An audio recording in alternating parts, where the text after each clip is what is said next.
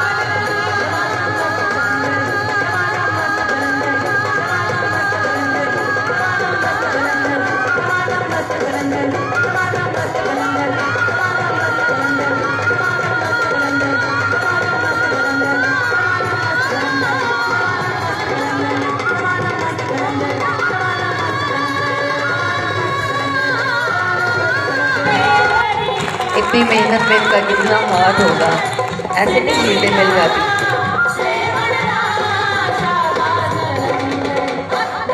इतनी अच्छी इन्वायरमेंट, इतना अच्छा माहौल, इतना साजगार माहौल दिया कि यहाँ पे दूर दूर से आए हुए आर्टिस्ट, मकामी आर्टिस्ट इसे अपना घर समझते हैं। बहुत शुक्रिया सलीम कैसे साहब।